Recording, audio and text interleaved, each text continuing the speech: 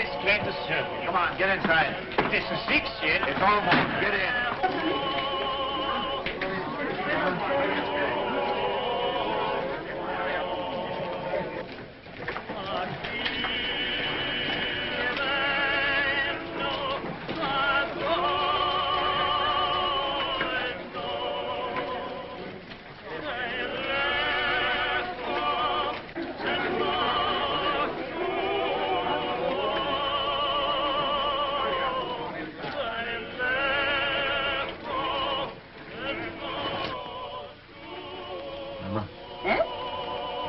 Locking up time.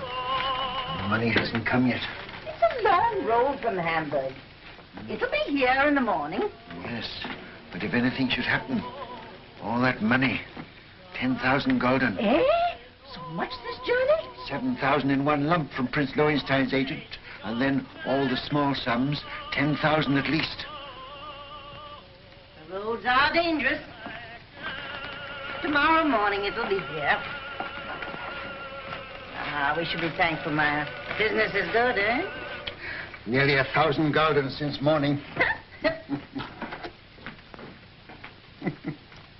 Mama. Eh? That agent. Did you notice him? What? There he sat, sly and smiling, planning to rob this poor old Jew Rothschild. And here I was, so innocent, a little child, a baby, in fact. And there was that fine old clock that his master had sent him to bargain for. Yes. And when at last I let him have it for less money than it cost me, I could see in his eyes how pleased he was that he got the better of this little baby. Sold it under cost? A spat to catch a mackerel, Mama. He thinks he's so clever, and I'm so stupid. Always make them think they're clever.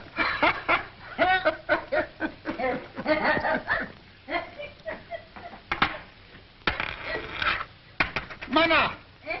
I've been robbed. Maya! Bad. A whole gulden. A dead loss. Bad. Are you sure? Sometimes they're only cracked. You're right, Maya. Who gave it you? Could it be that? That agent. And I gave him some wine, too.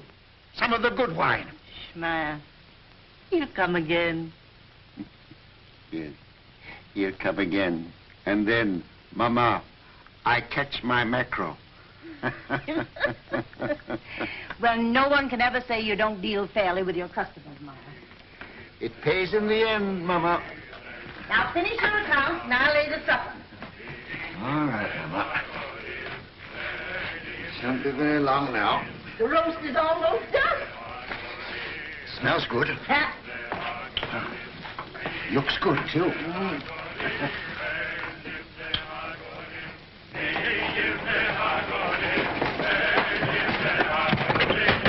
Mama, quick, it's Nathan. Mama, the tax collector. Oh. Papa, the tax collector. He's down the street. Shut door. The tax collector, boys.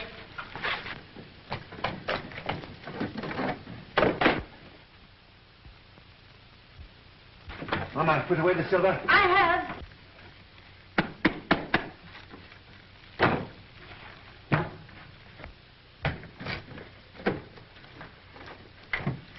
Don't forget my account book. Oh, run away. What do you know about it? Everything that's in one tax collector calls.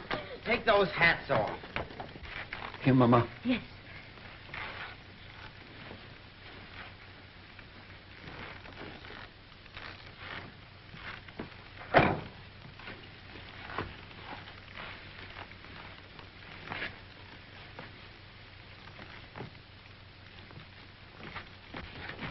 Hurry up, Carl.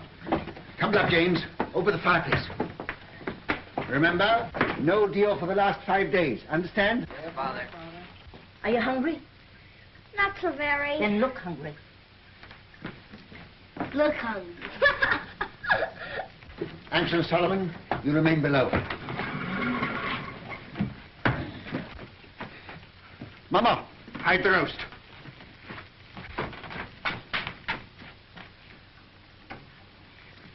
Get off, Dick.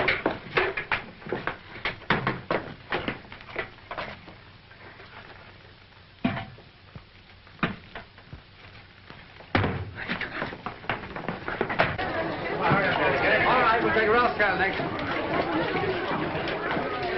Mama, take your sewing and sit there. Nathan, by me. Nathan, take your hands out of your pocket. Open up, Jew.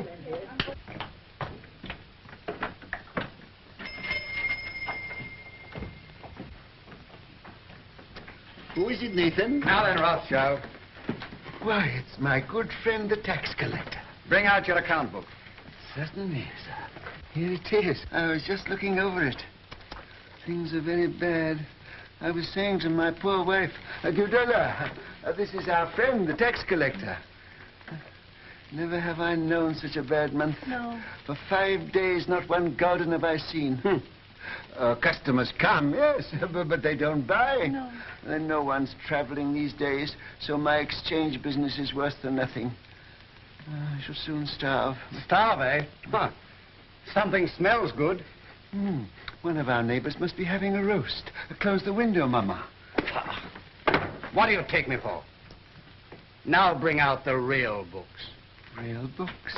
Why, Excellency, I don't understand what you mean. Rothschild, you're doing more business than any Jew in Jew Street.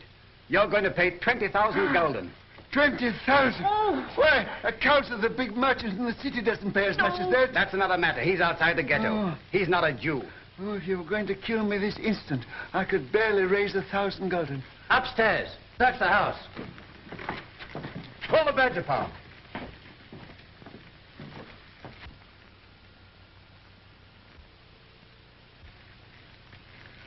Well, I might perhaps raise 2,000 gulden.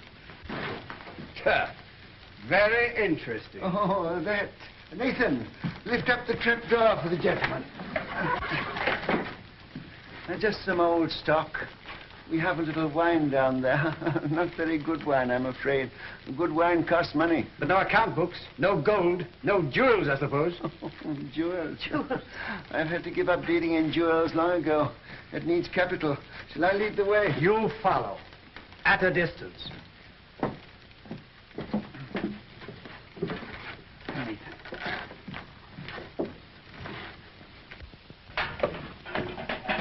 Stand up, Jew boys.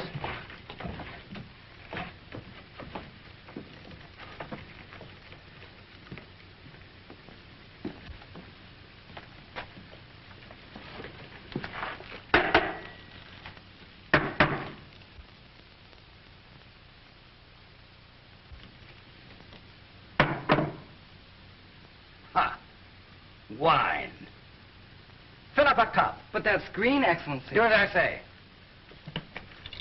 Oh, it had wine in it after all, eh?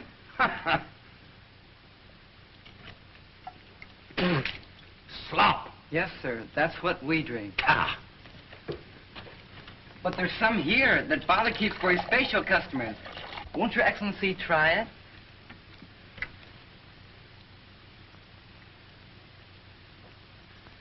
Ah.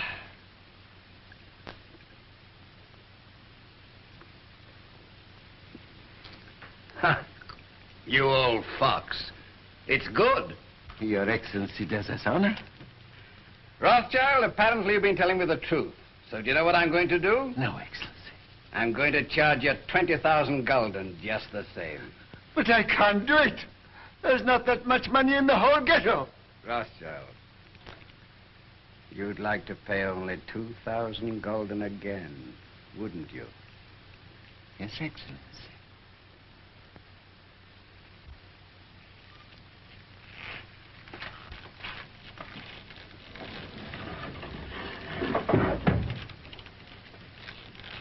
Now, what would it be worth to me if I put you down for 2,000 this time? A very handsome present for Your Excellency. Say, 1,000 gulden. Talk sense, Rothschild. I want 10,000. Would you leave me and my family penniless? With a great deal of pleasure. Come now. Well, perhaps 3,000 gulden, but that's the limit, the actual limit. I'll take 6,000. Oh, I will. We'll make it 5,000. All right. Have it ready tomorrow. I'll call. And if any of you breathe a word, I'll have your house burned to the ground.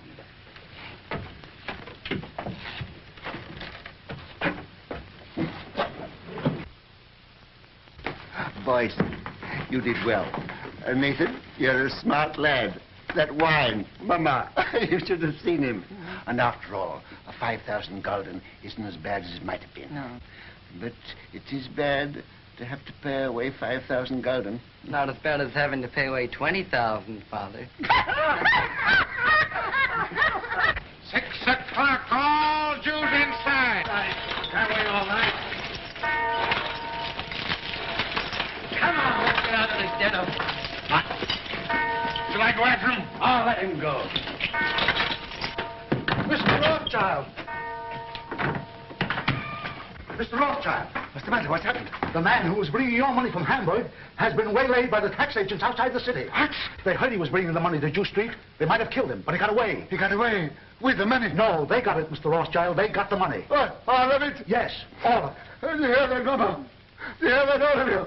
10,000 gulden. Our money that we worked for. Why doesn't the Almighty strike them dead? Papa, don't get excited. It's bad for you. Listen, you are young. Your lives are before you. You've got to fight. Fight for yourselves. Fight for our people. Mama, I have to cheat the tax collector before my own children. Do you think I want to do that? I live honestly. I trade honestly. I want to be honest with them. But they won't let us. We are Jews, taxed to death. Forbidden to learn a trade, forbidden to own land. They keep us in chains. They send men here to rob us. So work and strive for money. Money is power. Money is the only weapon that the Jew has to defend himself with. Oh, Mama!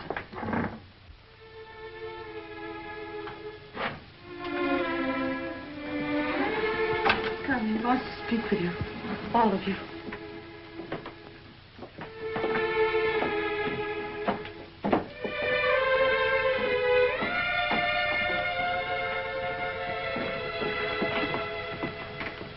We're here, Papa.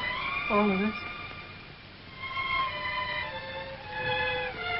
My sons, when I go, I leave you in your mama's care.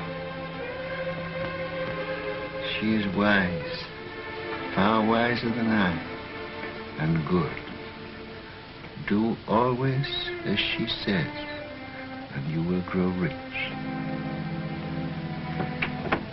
Come closer.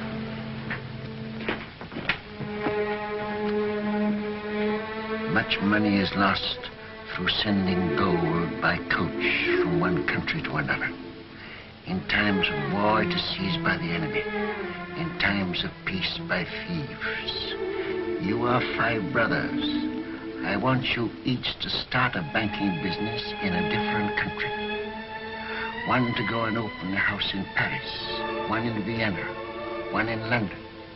Choose the most important centers, so that when money is to be sent from here to London, let us say, you won't have to risk life and gold and shell here in Frankfurt.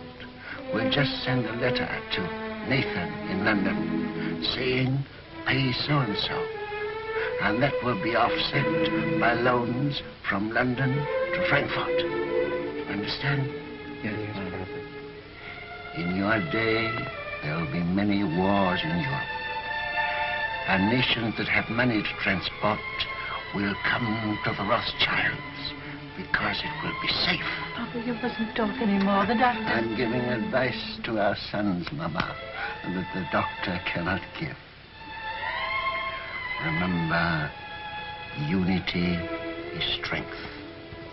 All your lives you must stand by one another. No one brother must be allowed to fail while another brother succeeds. Your 5 banking houses may cover Europe, but you will be one firm, one family, the Rothschilds, who work always together. That will be your power. And when that power comes, remember the ghetto. I shall be here. I shall never leave the house where they were all born. And remember this before all, that neither business nor power, nor all the gold in Europe will bring you happiness till we, our people, have equality, respect, dignity, to trade with dignity, to live with dignity, to walk the world with dignity.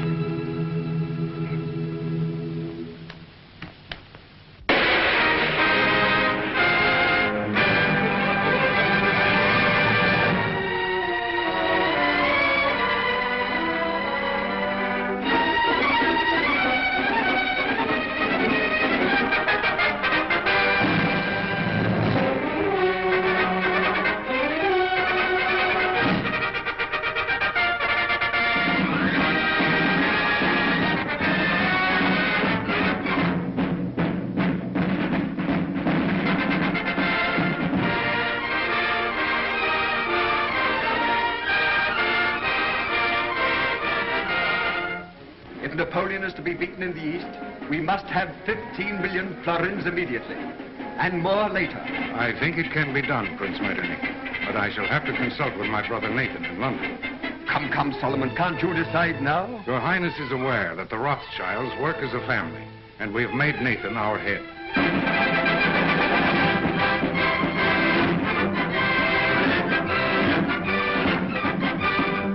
The Rothschild. There can be no peace in Europe as long as Napoleon controls Italy. 16 million ducats as soon as possible. If your Highness will keep the utmost secrecy, I will endeavor to obtain the consent of my brothers.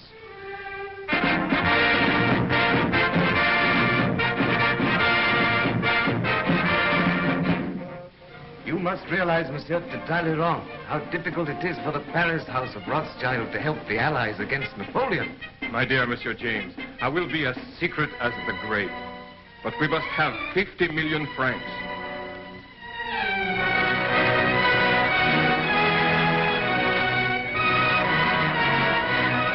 Your visit honors our house, Count Ladrums. Quite aware of that Ansel Rothschild. I wish no one to hear of it. Only necessity brings me here. The armies of Napoleon are already in Prussia. We've got to have 5 million gulden to drive them out. I will consult my brother. Ah, that's nonsense. It is an unbreakable rule, Your Excellency. The House of Rothschild never participates in a deal of this importance without the approval of all the partners. When that is impossible, my brother Nathan in London is permitted to make a decision.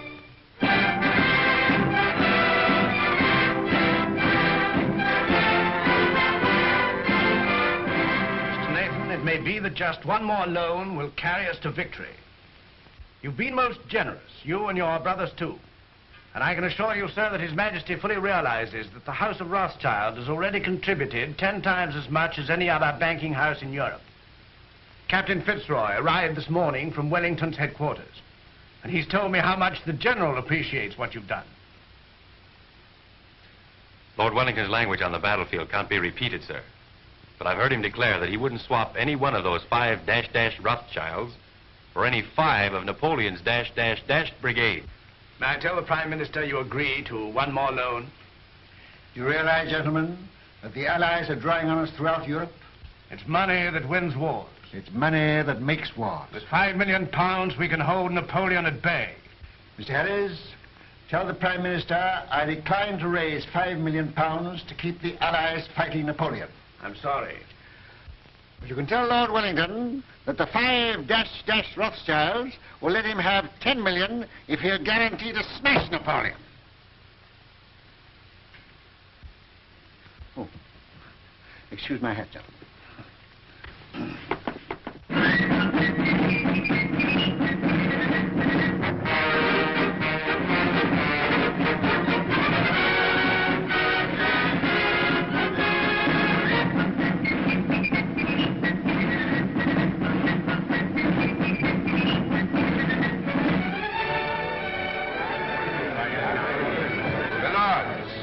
Gentlemen, once more England is indebted to her greatest soldier. It is my privilege as Prime Minister to thank him on behalf of England for his glorious achievement. We rejoice at your safe return. My lords and gentlemen, charge your glasses. I give you a toast. His Grace, the Duke of Wellington.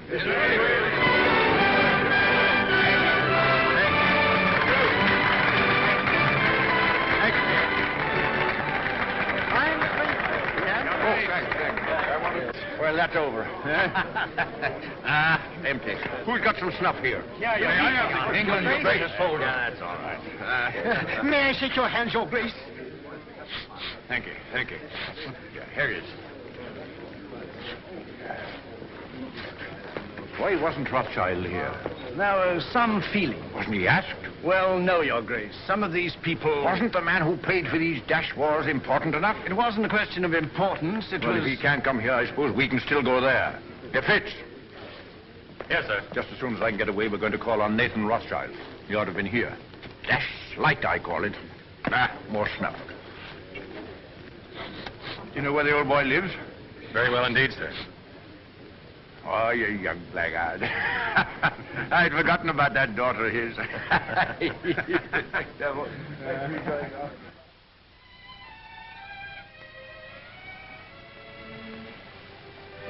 Darling, No, I'm not sorry. Not in the least. neither am I. Just started. I've been trying to tell you for a long time. I've wanted to kiss you. Yes, I know that. But when it came, it was so sudden, it rather frightened me. Frightened? The captain of the guards to protect you? Ridiculous. Well, the captain of the guards is a very dangerous person. Only to his rivals. You know you're a very conceited young man. Hmm? You haven't even asked me if I loved you. Well, don't you? Yes, I do. I love you more than anything else in the world.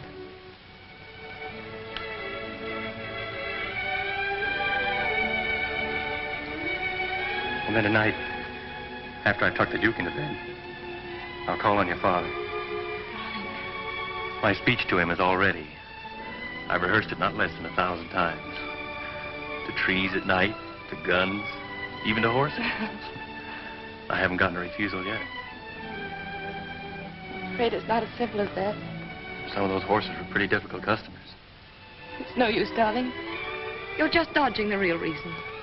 You're being sweet and thoughtful again. But you're not making me forget that you're a Gentile and I'm a Jewess. Think of the shock to our families. This is no longer a family matter. Spitz and Julie.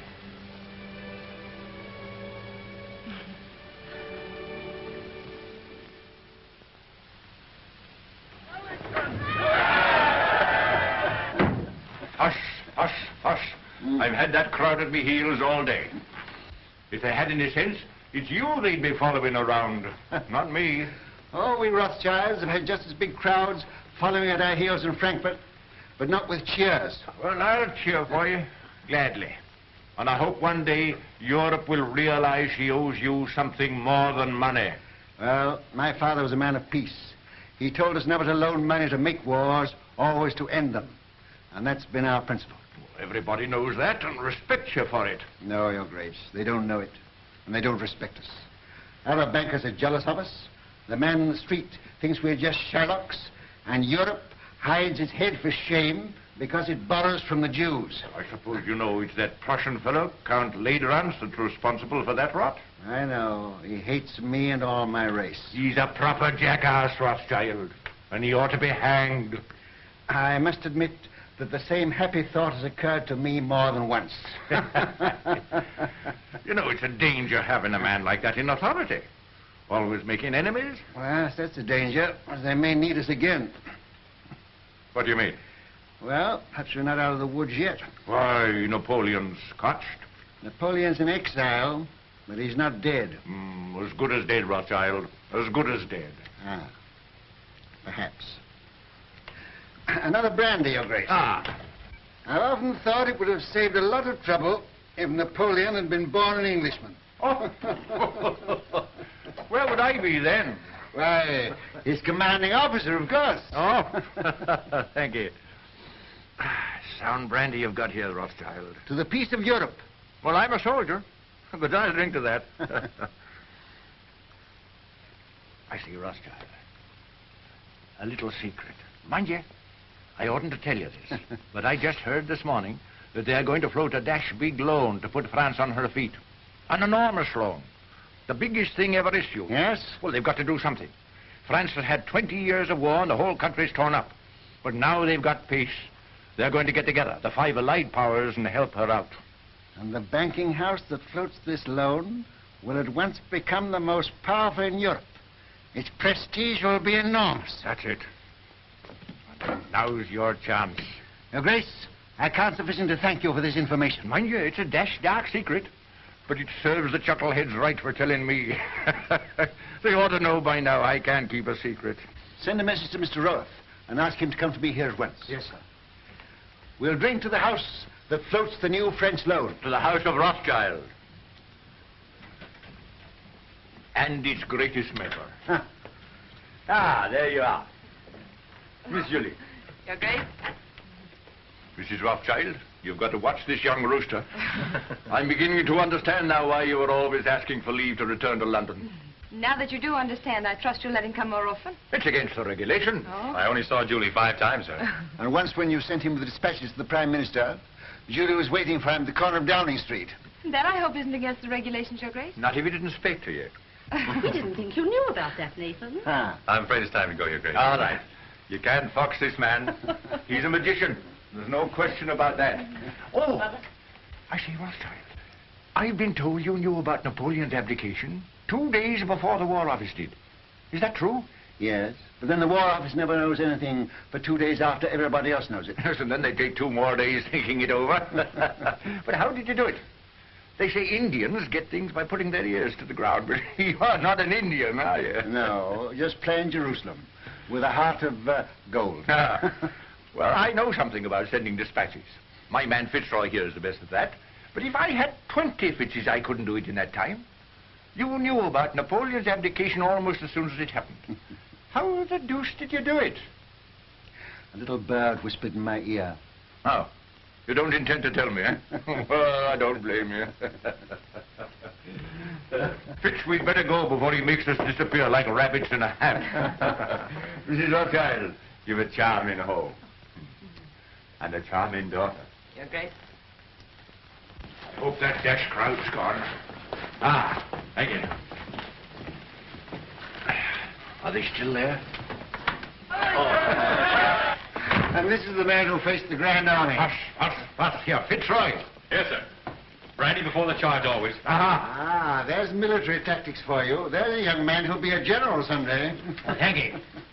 Oh, goodbye, Rothschild. And remember, it's a dash dark secret. 1,000 thanks, Your Grace.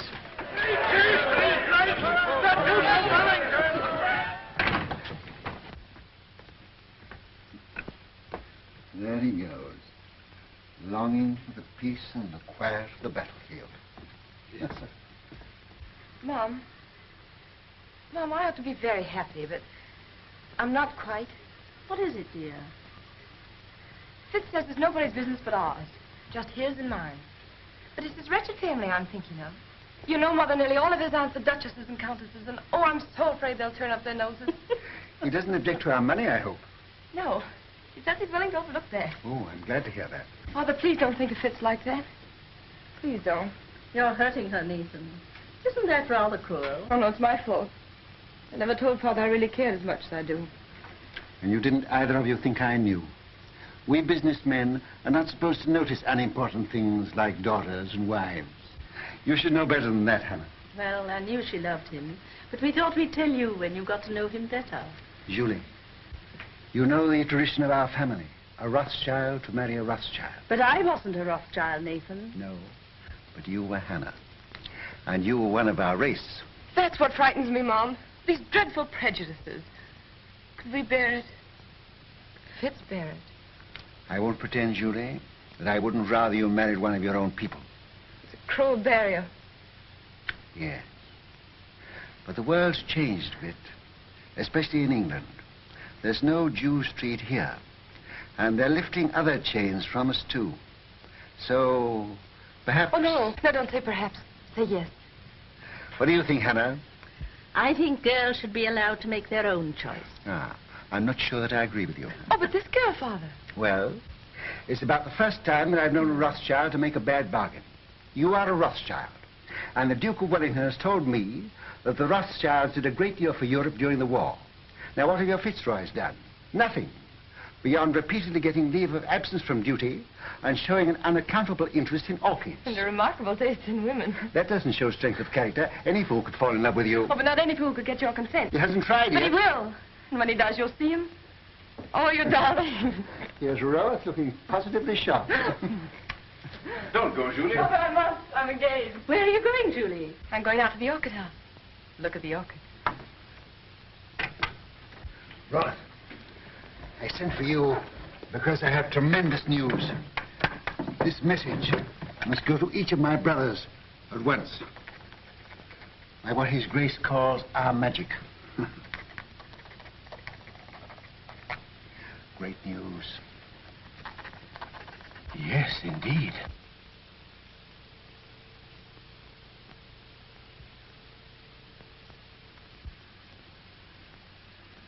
Let me have the earliest possible dates on which all private loans can be recalled. Give instructions to grant no more private loans until further notice. I must know at once the exact extent of our available capital. The most important deal the House of Rothschild has ever attempted.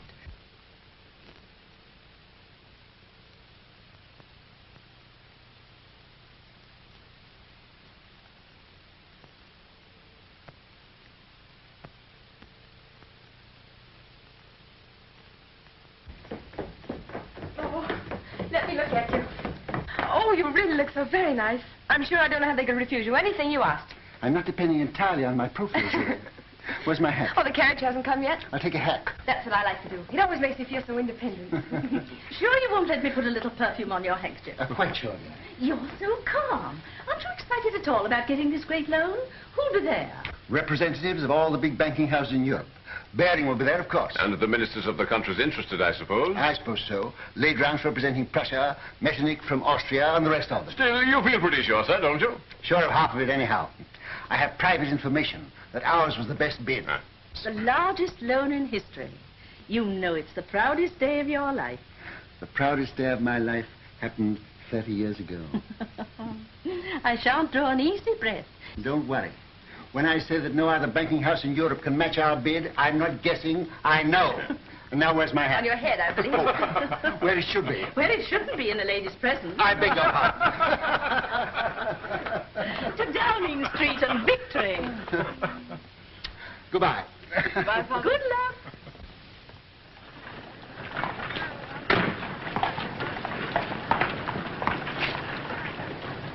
Thank you, sir.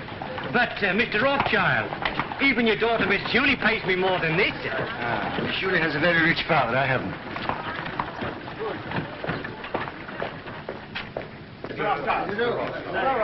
Mr. Gameler. Mr. Rothschild. How do you do? Very well, sir. How are you, Rothschild? Hello. Am I too early or too late? Early. They're still in the conference room. My lords and gentlemen.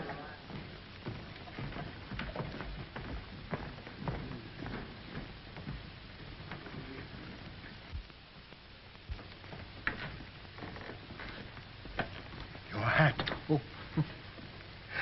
Thank you, Mr. Barrington. The meeting is called to order. Gentlemen, bids for a French loan for 450 million francs have been received and recorded. Offers to take all or a part of the issue of bonds, the greatest single issue in the history of European finance, were received from the following banking houses. J. Lafitte and Company, Paris. Gay Muller, Vienna. Hope, London. Bertrand de Lis, Madrid. Baring and Company, London. It is the decision of the conference that the highest authoritative bid is that of Baring and Company, London. They will be awarded 3/4 of the issue at 71. There being no further... But you're mistaken, Mr. Harris, there is. Mr. Nathan Rothschild. I'm compelled, my lords and gentlemen, to draw your attention to what must certainly be an oversight. I regret to say, Mr. Rothschild, the decision must stand. But my house sent in its bid to take the entire issue, and our price was a point better than Mr. Baring's. Why is that not recorded? Perhaps Count Leydrange would like to explain the situation to Mr. Rothschild.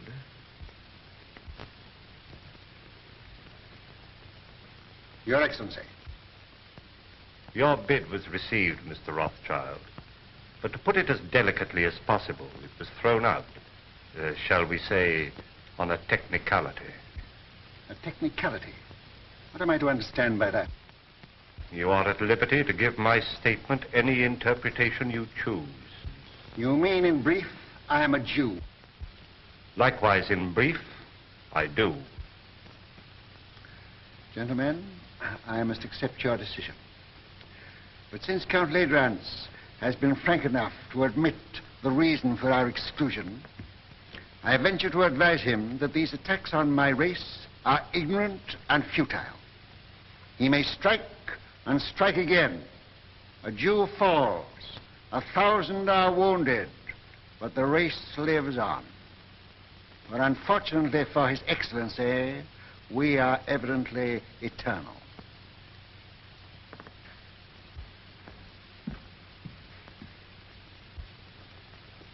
Mr. Harris, you say that Barings take 3/4 of the loan.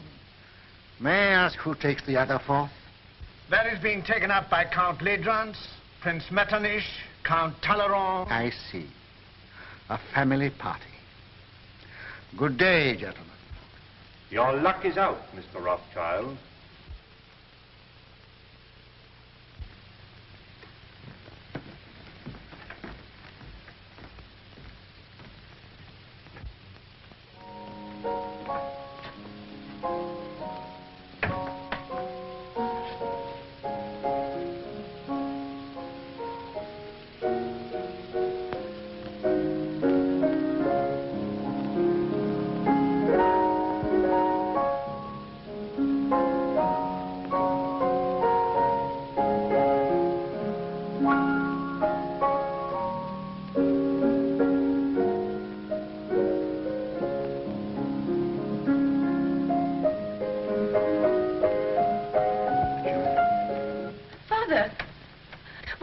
news? How stands the House of Rothschild? Well, they've been throwing stones at it. And I'm afraid some of the stones went wild and hit you, Julie. What do you mean? I've just come from a meeting of men in society, the kind of society to which Fitzroy belongs. And they stoned me because I'm a Jew. Fitzroy isn't that sort. Julie, you must give him up. Give him up? I can't. I know best. But you don't love him, I do. Will he continue to love you? Father, this isn't like you. You've always fought for what you wanted and got it. Well, perhaps I'm a fighter, too. This fight's been going on for 2,000 years. But things are changing. You said so yourself. I was a fool. I thought we'd swept away these prejudices, but I was a fool. Fitz knows what he's doing. We've talked this thing all over. We're ready to face the consequences. While you're young. But what are the years to come? There's no one else in the world for me but Fitz, and I won't give him up. Well, Nathan, what is it? They didn't outbid you. Yes. My bid was thrown out on a technicality. A technicality? Because I'm a Jew. But they did me a great service. They showed me just how they were going to behave to Julie if she married into their set. You'll do as I bid you. I'll try, Father. Nathan, what have you said to her? You can't ruin their lives. No, I'm going to save them. Hannah, she mustn't continue to see this man. You must get her away. But where? Take her to Frankfurt and take her at once. Excuse me, sir. I heard the result of the meeting and came to offer my sympathy. Oh, well, thanks. If you have any spare sympathy, you might keep a little in reserve for Baring, Ladrans and Company. I don't think they need it, sir. No, they may later. Do you realize that Ladrans, Metternich, Talleyrand, and the rest of the party are taking a fourth of this loan without a penny between them? But they'll make millions on the rise. Ah. He's tired. Perhaps I'd better call again later. Roth, if you could buy government 4% bonds at 60, would you pay 74 for them? No, sir. Would you, Hannah? Goodness me, no. I thought not. Nathan, what's in your mind? Murder. Hannah, I'll tell you exactly what's in my mind. And this may interest you, too, Roth. Baring and those others headed by Ladrans I've taken this new loan at 71. On the first of the month, they're going to offer it to the public at 74. It pays 4%. But there is already in existence a previous government bond which also pays 4%, of which we have a large holding. Yeah. This bond is now selling at 73.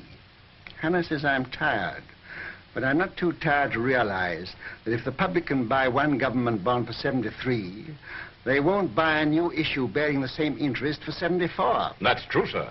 But Baring and the other bankers will run up the old bonds, and when they rise to about 75... I know what you're going to say. They'll make the old ones rise, and then launch the new ones a point lower, and the public rushes in. Quite so, sir. But suppose there is no rise. Suppose somebody pricks the balloon and it doesn't go up. Suppose before they can run it up, somebody else begins to run it down.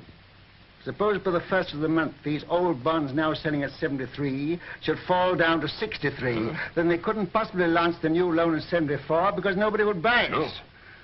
And Baring and Ladrans and his little band of bankrupt brigands will wait for it to go up. But suppose instead of going up, its tier goes down. To 55, to 50, to 45, to 40, why, they'll never be able to launch the loan at all. And by God, that's where it's going.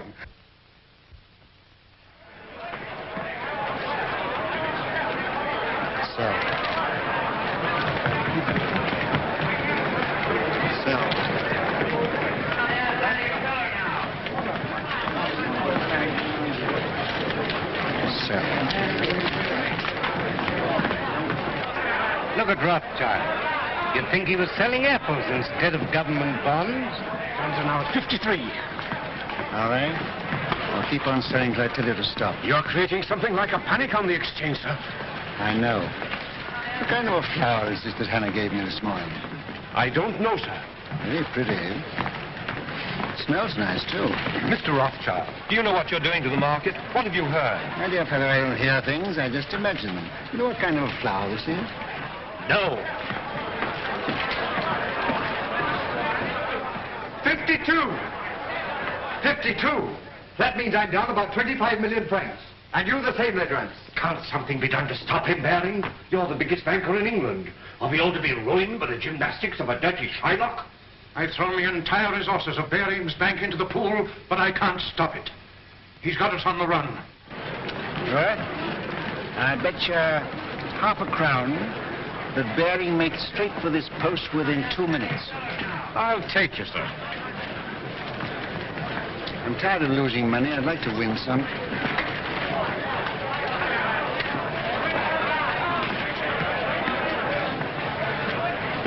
You're a magician, sir. Here he is. Mr. Rothschild, I don't have to tell you this is nothing less than slaughter. You know my position. I'm responsible for this new issue at 71, and you're making it impossible for me to put it on the market. We are both bankers. You knew I ought to have had a share of this loan. Why did you shut me out? Certain pressure was brought to bear on me. Ha! Ladrans.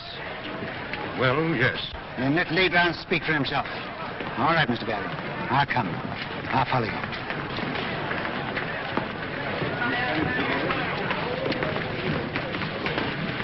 About how much has this thing cost us up to now? About £5 million. All right. We'll make 10.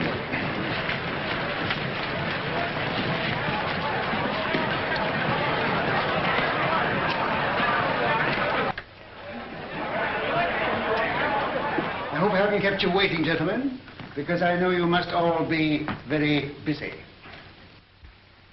We sent for you, Rothschild, to make you an offer. You resent being left out of this loan.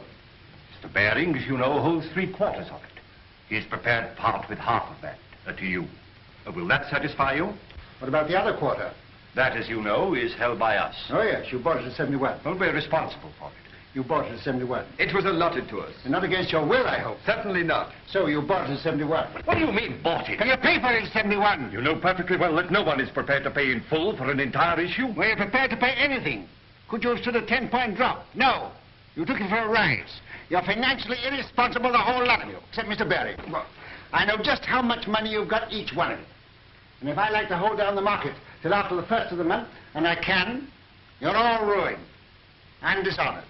including Baring's Bank. Now, I'll rescue you on one condition. That you pass me the entire issue at 68. That's impossible. Now, what excuse can we offer to the public? Just say it was found necessary. On what grounds? Oh, on a technicality. No. Very well. Wait, please. We have to deal with Mr. Rothschild. Under the circumstances, I consider his offer a generous one. And as the head of the House of Baring, I insist on Mr. Rothschild's terms being accepted. What? Are you going to take it off our hands, Rothschild? That's uncommon good of you. Hey, Count Nesselrode. Are you also on the preferred list? Yes, but I much prefer to be off of it. Well, we've no choice. I accept. I say yes without hesitation. Complete Rance? Very well. To save time, I had this little contract drawn, which I shall ask you gentlemen to sign.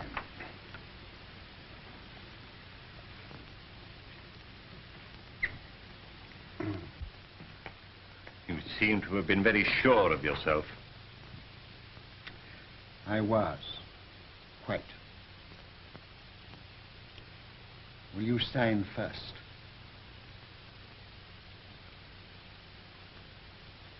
$49.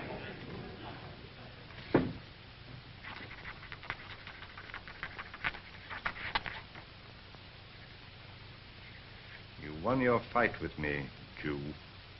But remember, victory may be bought too dearly.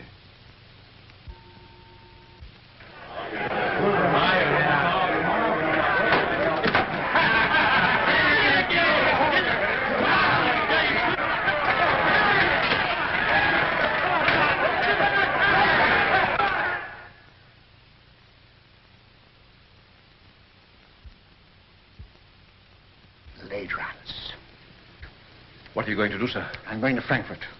I'll leave within an hour.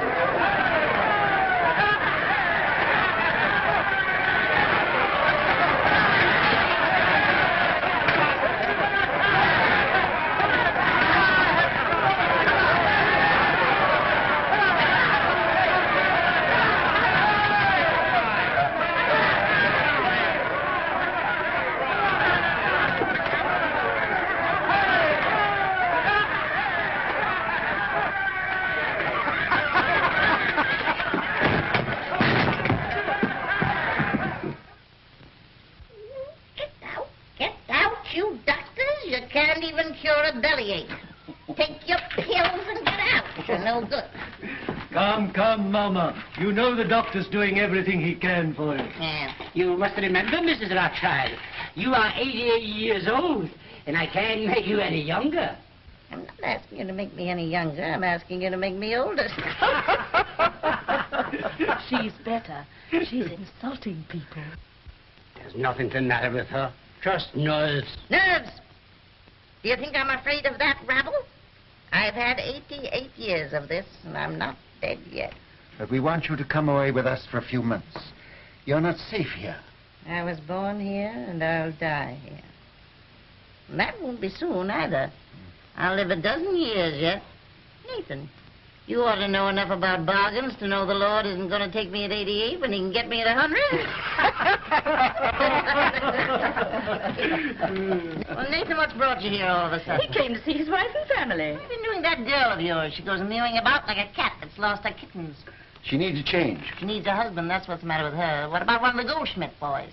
I'm afraid Julie has ideas of her own. Then leave her alone. She's no fool.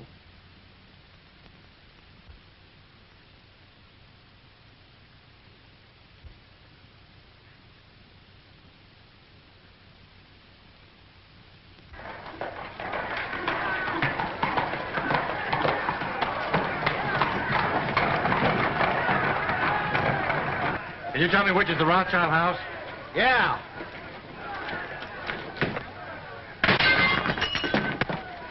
That's it.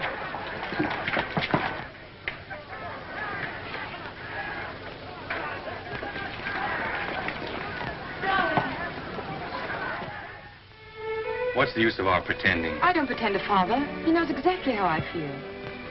But you see, darling, he's determined too. But you know we can't give each other up. Sending you away from me only makes matters worse. Did you tell him you'd give me up? I told him I'd try. I don't seem to be trying very hard, do I?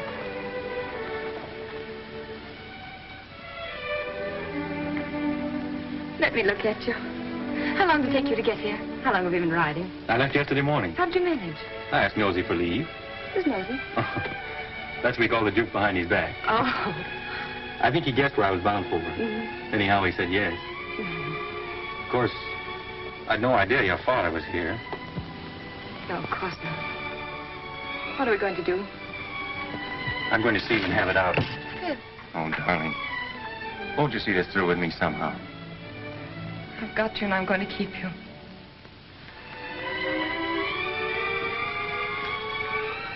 Then will you be very brave?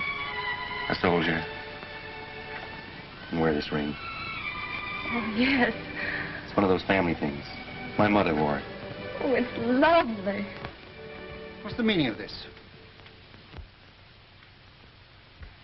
Father, Fitz has only just arrived. I saw him and brought him in here. Does your mother know? No. No, nobody knows but us. Why are you here? You knew my wishes? I came here for the same reason you did, sir. I heard there was trouble and Julie was in danger. Go to your mother. I'd rather stay and hear what you have to say to Fitz. Please go, Julie.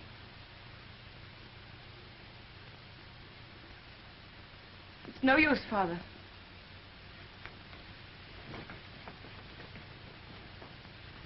I had a good reason for keeping you and my daughter apart. I desire that you respect my wishes. If Julie weren't agreeable, I wouldn't be here, sir. But her happiness is involved as well as mine. Unfortunately, we differ as to where her happiness lies.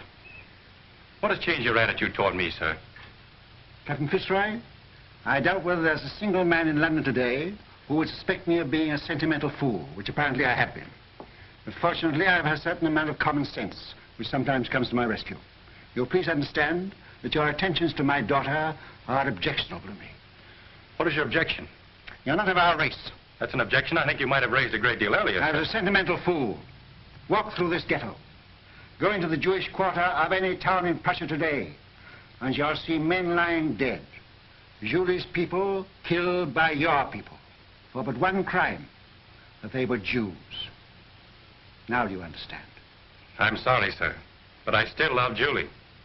Julie is a Rothschild, and she'll not marry without her father's consent. Good day.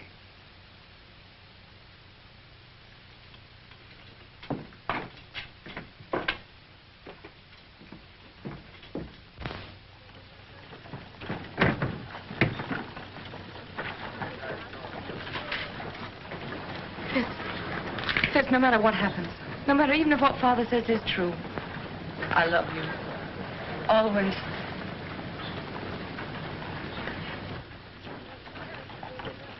The Jews in Prussia know that this uprising is the direct result of your quarrel with Ladrans, and that has made them bitter against you.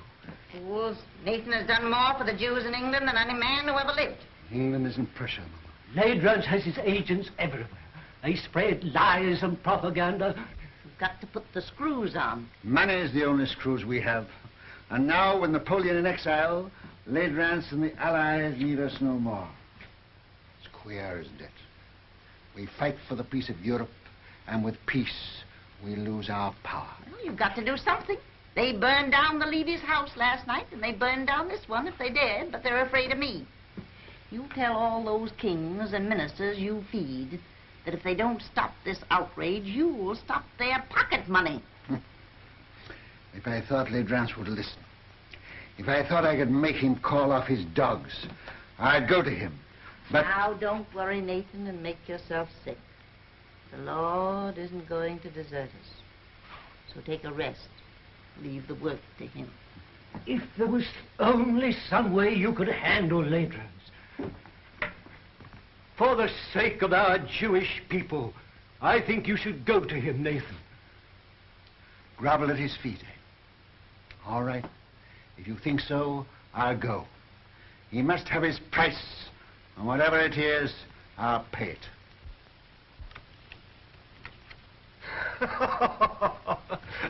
I'll make you gentlemen pay for your wine. The cards seem to favor you tonight, Your Excellency. Well, they should. They're my cards. Ah, Colonel. Any news? Good news, Your Excellency. Dresden, entire ghetto reduced to ashes by fire. It is estimated that 5,000 Jewish refugees crossed the border into the Netherlands. I have dispatched 3 agents to The Hague to stir up the populace there. Frankfurt. The citizens stormed the ghetto and fired 2 houses. A serious pogrom was prevented by the arrival of the Civic Guard. Who ordered out the Civic Guard? The Burgomaster, but he won't interfere again. We've explained Your Excellency's campaign. That's splendid news, Colonel.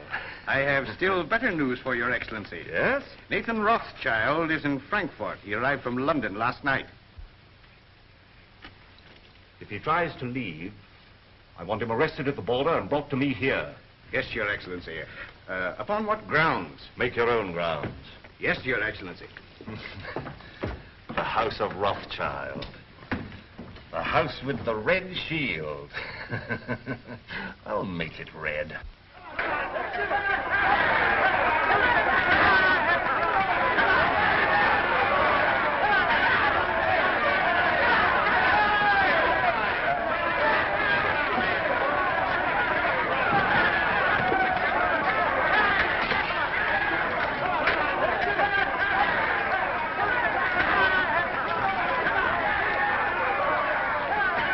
That's him, the one in the heavy coat.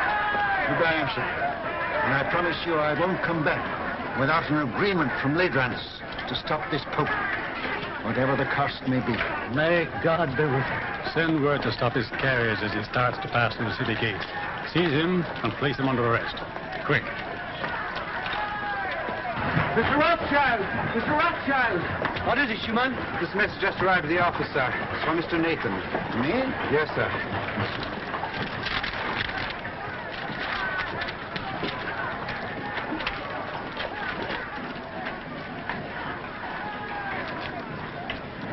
What is it? Napoleon has escaped from Elba.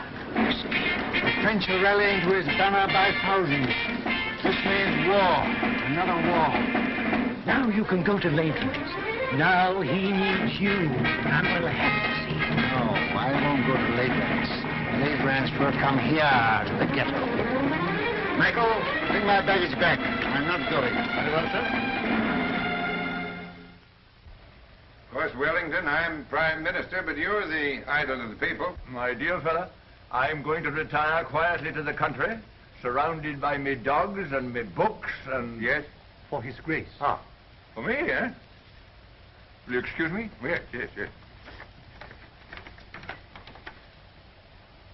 Oh! That blasted little Corsican is back. What? Ladrans.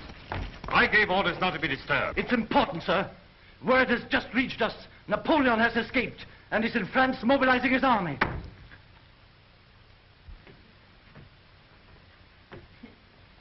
Mama, dear. Yes? My, you're walking just like a young girl. Well, boys?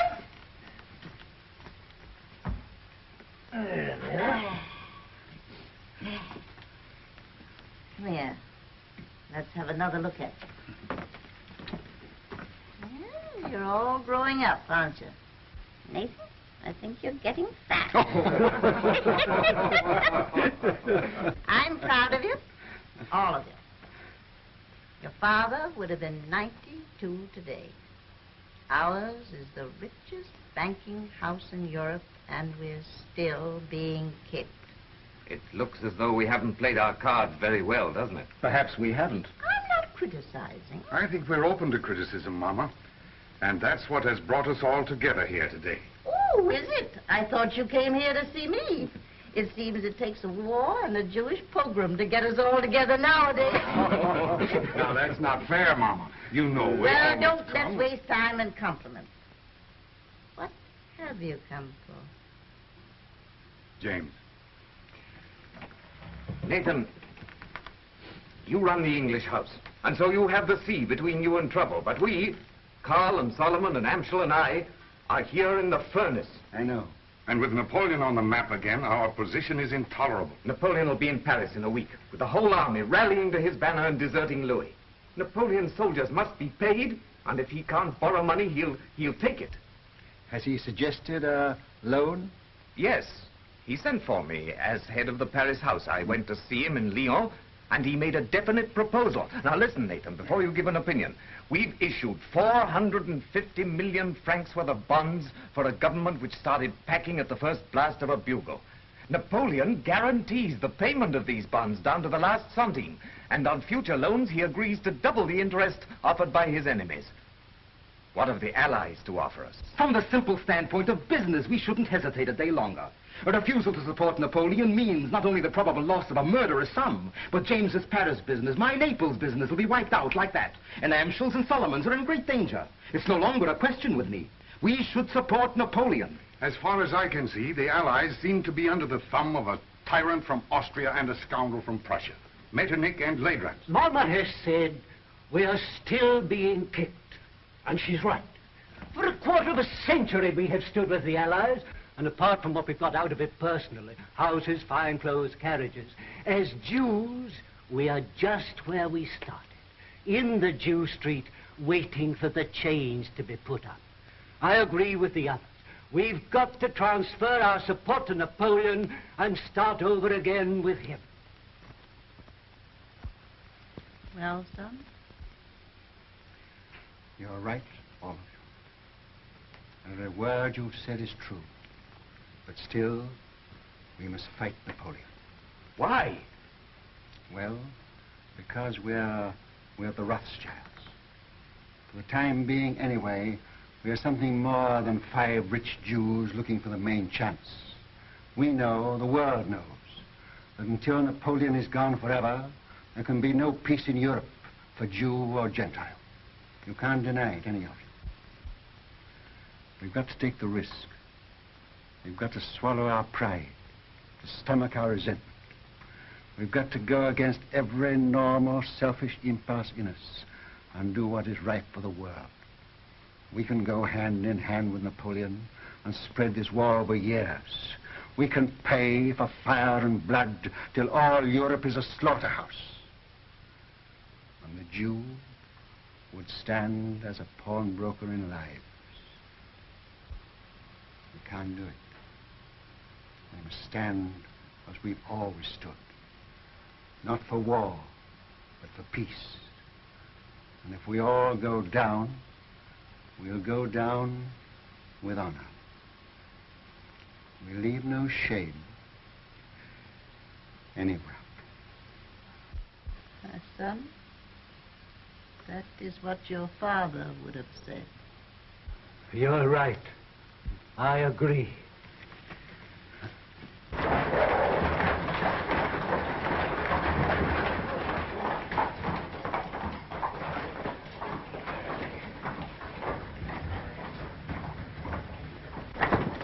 The house with the red shield, Your Excellency.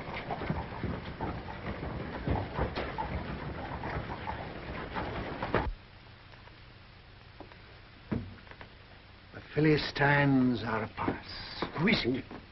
Metternich, Talleyrand, and Leidrans. Who could that be, the tax collector? Something very like it, Mama. Is Mr. Nathan Rothschild here? Your Excellency will enter.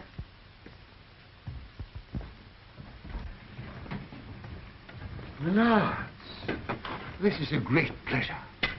But how did you find your way? The Duke of Wellington was kind enough to supply us with a guide, Captain Fitzroy, who has, I believe, been here before. Won't you come in? My brothers and I were speaking of you only this moment. Prince Metternich. I won't burden you with introductions, except perhaps to my mother, who was startled by your arrival. She thought you were the tax collector, Count Ledrans. Welcome to our ghetto. You will forgive this unexpected visit. Certainly. We were expecting it. Then we may assume you know precisely why we are here. Not the precise amount, but approximately. May I congratulate you on your brilliant son, Madame Rothschild. Yes, I'm told I'm the mother of half the loans in Europe. I am here at the request of the Duke of Wellington and the Allied governments. In that case, my brothers too are interested. Won't you sit down? We will not intrude very long. Well, you're chained in at 6. Speaking for myself, I admit that I come as a penitent. We've not always treated you quite fairly, Nathan. And now, frankly, we need you. You should join Wellington on the field of battle. He once told me that the test of a great general is to know when to retreat and to have the courage to do it. The Allies need money. Now, we're not asking you to give anything. You're money lenders, and you'll get your interest. You sure of that? Don't you trust the powers? No, Austria's bankrupt. France is already in the hands of Napoleon. And so is Italy. Why don't you go to the other bankers? Your own bankers. We have not sufficient capital. You mean they won't take the chance? What if Napoleon wins? I suppose there must be a certain amount of risk in your business. No, we ask security. What security can you offer us? Then don't say you're not asking us to give anything. You're asking us to give a great deal. I see no reason for prolonging this meeting. As you say, we are moneylenders, not philanthropists. We do it for profit. You may as well know that Napoleon has offered us twice as much as you can promise us, and we've decided to take his offer. Gone over to the enemy, eh? I must admit, I'm amazed. How will Napoleon get the money to pay you? Steal it. But that's not our business. I always thought you stood for peace. For 20 years, we've been supporting the peace of Europe. Now we're thinking of the peace of our own people. The Jew? Yes. Napoleon will give us our freedom. That's why we are for Napoleon.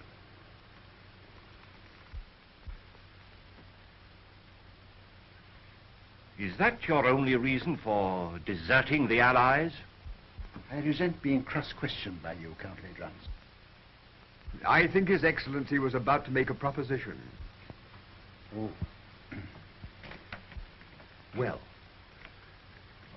if we gave you all the freedom that Napoleon could give you, would you then be willing to sacrifice the financial advantage of his offer? Count Ledrans, we are moneylenders. Come, Nathan, after all these years... What do you offer? What do you want? Brothers, may I speak for you? Yes, of course. We require an agreement, a treaty, signed and guaranteed by your governments, giving to our people absolute freedom. In this agreement, they would lose their chains. They would have the right to follow any trade, to own land, to live with respect, and... Remember what our father said, Mama? To walk the world with dignity. I fear we will have to lay that before our respective governments. You are your respective governments, and you know it. The day this agreement is signed, the resources of the House of Rothschild will be at your command, and not before. Very well, we accept.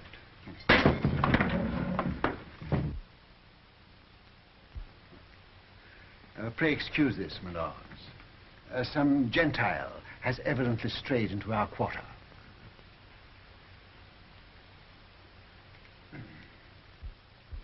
Goodbye, Granny. Goodbye, my precious. Goodbye, dear. Who's got my hat? Oh, here you are, Father. Oh. James. Father, I'll go out of the carriage with Michael. All right, my dear. James, it's of vital importance that we should have first-hand news from the field of battle. Somebody to be close to Wellington's troops. Whom can we trust? In time of war, nobody. What about you? Will you do it? Yes. And I'll get word to you every day. Of every move they make, the instant they make it, and always by the usual method. Oh, Mama? I'll come to the door with you. Oh.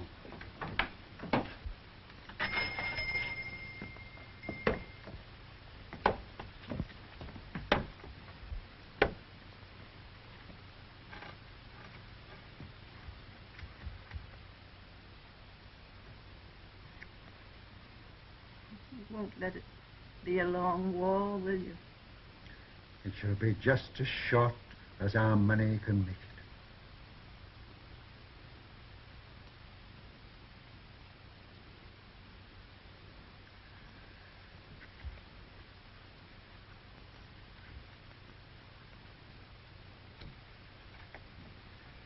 Good luck. Goodbye, Mama.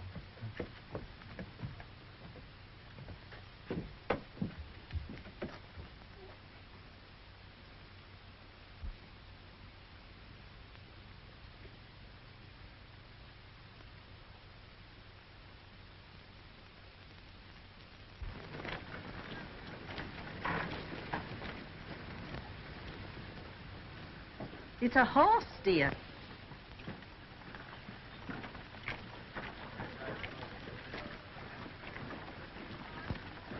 This time I'm here by command of the Duke of Wellington, sir.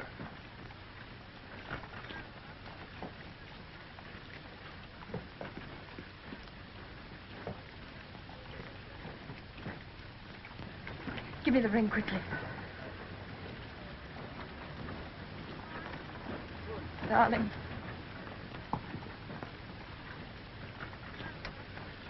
Well, I must say I hope the entire war isn't going to be conducted on this romantic basis.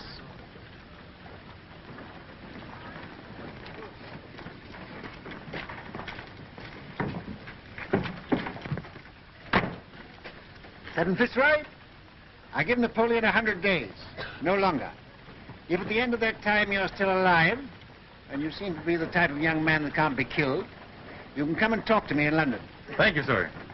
I shall count the days.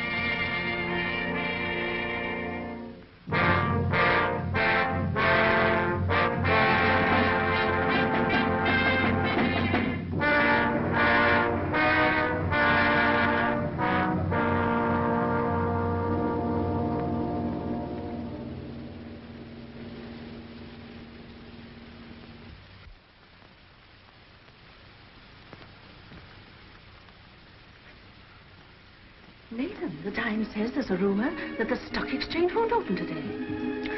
I wish it were true, but it isn't. Hannah, sit down.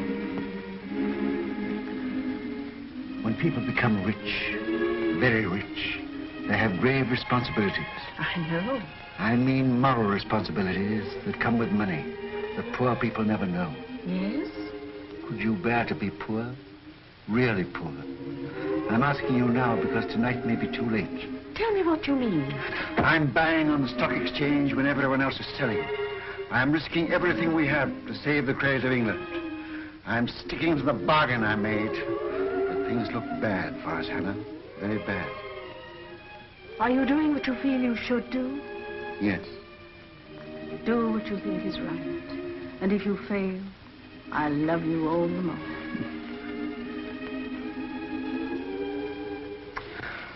And whatever happens, with your love and your flower in my buttonhole, I'll still be the richest man in the world. Father, Mr. Roth's brought a message. May we hear it? It just came, sir. I thought you should have it before going to the exchange.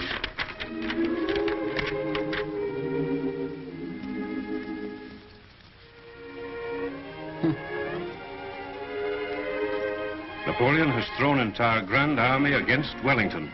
James. Worse and worse.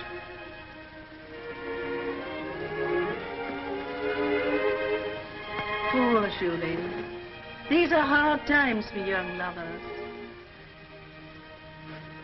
Father, you said you gave Napoleon 100 days. This is the 100th day. Fitz hasn't come back to me.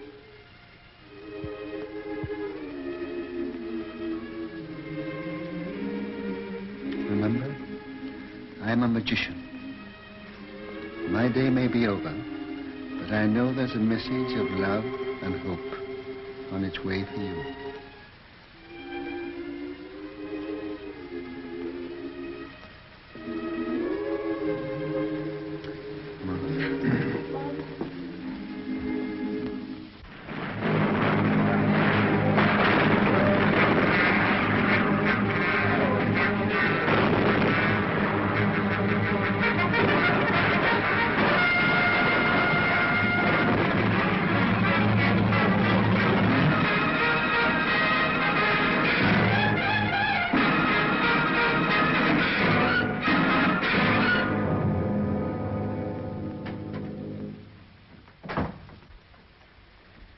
Am I to continue to buy? Yes. But it's sheer suicide, sir. Buy. Support the market. But we can't possibly keep it up, sir. How long? It's 2 hours to closing time. Can't hold on for 2 hours. Then stop this insane buying. No. I made a deal with Ladras and the rest, and I won't go back on my word. Buy till we break. But do you realize, sir, that you're holding more than any man ever held in the history of the stock exchange? We've picked our horse. We'll back it till it drops. But here are messages from your brothers begging you to hold back. You're alone in your judgment. I am blind. Where will Europe be if England is bankrupt? And if I can't hold the market, England's credit is gone. But no one man can hold a nation's credit single-handed, Mr. Rothschild. One man can try. I'm fighting in the only way I can fight, with money. I'm giving all I've got to give for the peace of Europe. And whatever other Englishmen do tomorrow, I buy today. Mr. Rothschild, forgive me, but while rumors reach the exchange that Wellington has been defeated. It can't be true. I should have heard long ago. We owe so much to you. Will you do one thing more? Come and show yourself on the exchange. They say you're ruined and dare not face the music. There's a wild panic. Your presence may steady the market. I'll come.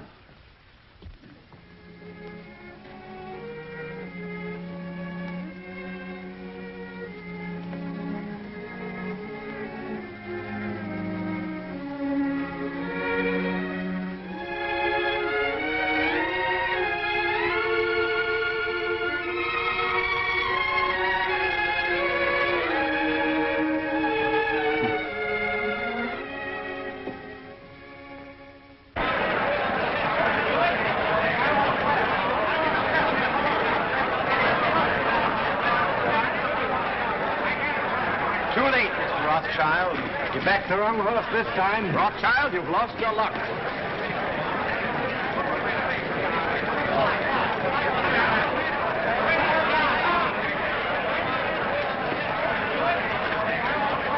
Michael. Buy. Yes, buy. Have you had any news? What do you think about this rumor? I don't listen to rumors, Mr. Baring. You hear what they say? Wellington defeated. You mind telling me what you're going to do? I have no objection to all London knowing what I'm going to do. I'm buying.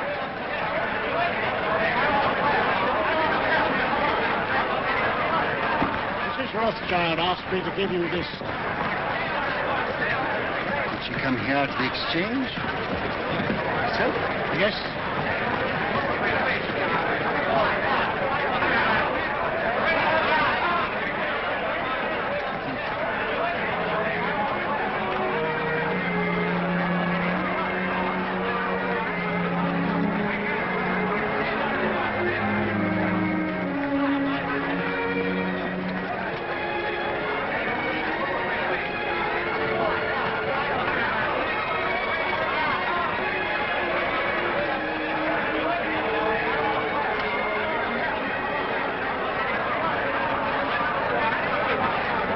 Look at Rothschild. Did you ever see such a cold-blooded fish?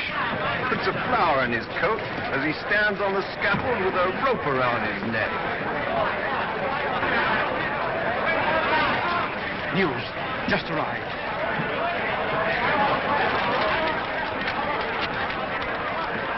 And James.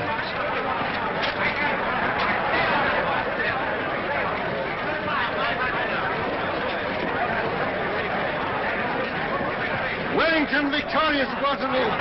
Napoleon defeated. The war is over. Gentlemen, listen, listen.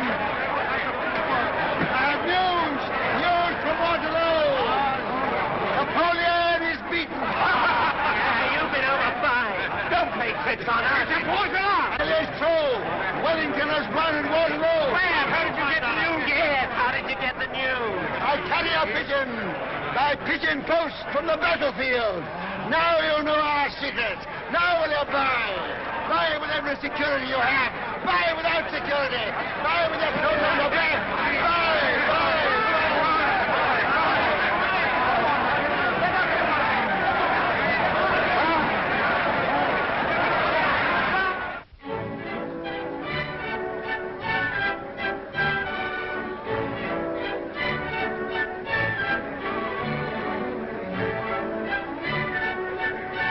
Rothschild, do tell me how it feels to be the richest man in the world. One has to be very clever to make a fortune these days. Perhaps, but far more clever to keep it. Really? Well, I wish you'd tell me how to make money on the stock exchange. What's the recipe? Oh, same as for a cold bath. Quick in and quick out. Excuse me.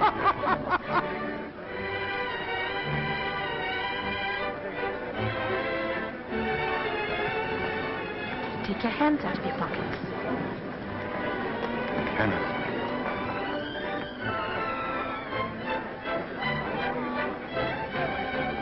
Strange, isn't it? If young people like that should be just as interested in romance as you and I. May I congratulate you, young people? Thank you, Your Grace. Nathan. You're worried about something. Yes, I am. I'm confoundedly worried. What is it? Well, Mr. Rothschild, my congratulations. Harry, George, just the man I wanted to see. I'm very worried. Which knee do I kneel on when I go before His Royal Highness?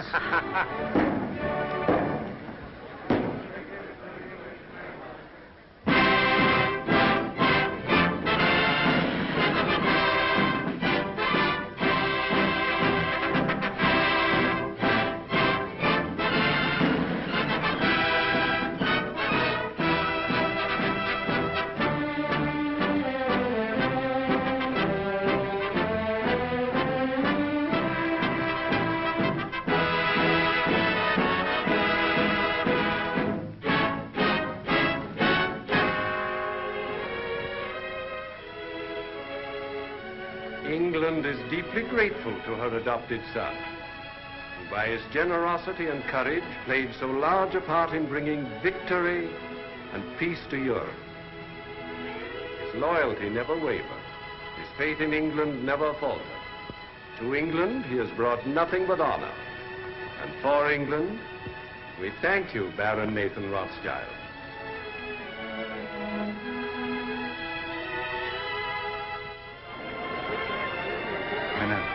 I used the wrong knee.